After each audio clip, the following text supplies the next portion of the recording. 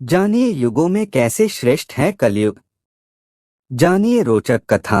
Video में अंत तक जरूर बने रहिए। नमस्कार दोस्तों, स्वागत है आपका हमारे YouTube चैनल कर्मा में। दोस्तों, जैसा कि हम सभी जानते हैं कि हिंदू धर्म में समय को 4 युगों में बांटा गया है, जो हैं सतयुग, त्रेतायुग, द्वापर युग एवं कलयुग। इनमें कलयुग को सबसे खराब युग बताया जाता है। कहा जाता है कि सबसे ज्यादा पाप कलयुग में ही घटित होता है। परंतु आपको जानकर आश्चर्य होगा कि पुराणों में कलयुग को सबसे श्रेष्ठ बताया गया है।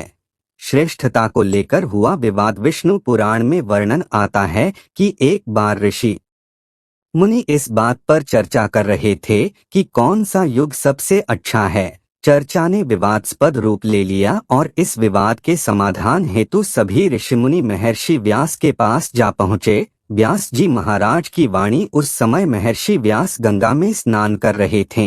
उन्होंने जब ऋषि मुनियों को आते देखा तो जोर से बोले, कलियुग ही सर्वश्रेष्ठ है, शूद्र ही श्रेष्ठतम है। यह कहकर उन्होंने जल में एक डुबकी लगाई और पुनः बोले, साधु तो केवल स्त्रियां हैं और सबसे धन्य भी वही हैं। जब व्यास जी स्नान करके हटे तब ऋषि मुनि बोले, महर्षि, आपने अभी जो कुछ भी कहा है, कृपया उसका अर्थ हमें सरल शब्दों में समझाइए। व्यास जी ने कहा, निस्वार्थ भाव से जप, तप, यज्ञ, होम आदि पुण्य कर्म करने का जो फल सतयुग में 10 सालों में प्राप्त होता है, वही फल त्रेता में 1 वर्ष, द्वापर में 1 महीने तथा कलिकाल में मात्र 1 ही दिन में सुलभ है। क्योंकि कलयुग को यह वरदान प्राप्त है कि कलयुग में केवल श्रीहरि का नाम जपने मात्र से जीव का कल्याण सुनिश्चित है, उसे मुक्ति के लिए अन्य किसी भी साधन की आवश्यकता नहीं है। इसी कारणवश कलयुग श्रेष्ठ है। शूद्र को श्रेष्ठ कहने का कारण यह है कि अन्य जातियों को वेदों के अध्ययन के लिए अनेकों साधन एवं तपस्या करनी पड़ती है, परंतु शूद्र ब्राह्मण की सेवा और उनके आशीर्वाद मात्र से यह पुण्य बहुत ही सुलभता से प्राप्त कर सकते हैं। यही कारण है कि शूद्रों को श्रेष्ठ बताया गया है। इसी प्रकार जब स्त्रियां अपने पति की निष्ठा भाव से सेवा करती हैं, तो वे पुण्य प्राप्त कर लेती हैं, इसलिए स्त्रियां धन्य हैं। इस प्रकार महर्षि वेदव्यास जी ने ऋषि मुनियों में हुए विवाद का निवारण कर कलयुग की श्रेष्ठता को सिद्ध किया। दूसरी कथा के अनुसार कलयुग में मनुष्य की उम्र घटकर रह जाएगी 20 साल, तब के लिए यह युग है श्रेष्ठ। बहुत वर्ष पहले हिंदू धर्म में वेद और पुराणों में 4 युग बताए गए हैं।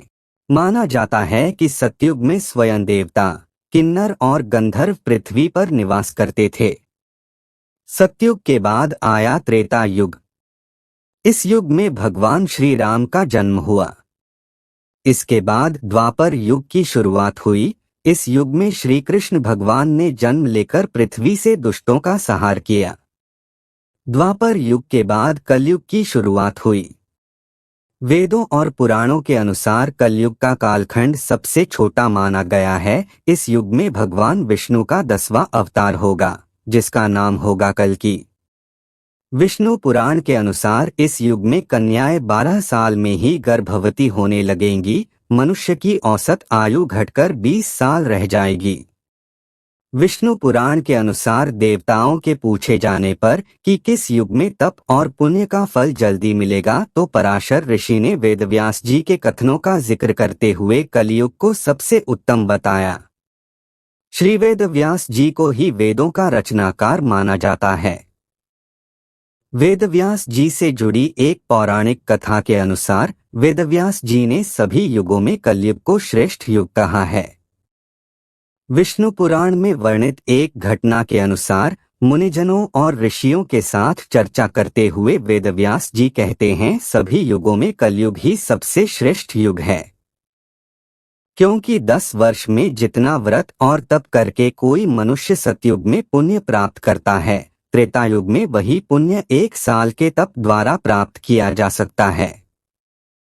ठीक इसी प्रकार उतना ही पुण्य द्वापर युग में 1 महीने के तप से प्राप्त किया जा सकता है, तो कलयुग में इतना ही बड़ा पुण्य मात्र 1 दिन के तप से प्राप्त किया जा सकता है। इस तरह व्रत और तप के फल की प्राप्ति के लिए कलयुग ही सबसे श्रेष्ठ समय है। पराशर ऋषि मुनि शक्ति के पुत्र तथा वशिष्ठ ऋषि के पौत्र थे। ऋषि वशिष्ठ ब्रह्मा के पुत्र हैं। पराशर ऋषि को सभी वेदों का ज्ञान था। तो दोस्तों, अगर आपको हमारी वीडियो पसंद आई हो तो वीडियो को लाइक और चैनल को सब्सक्राइब करके बेल आइकन को अवश्य दबाएं। धन्यवाद।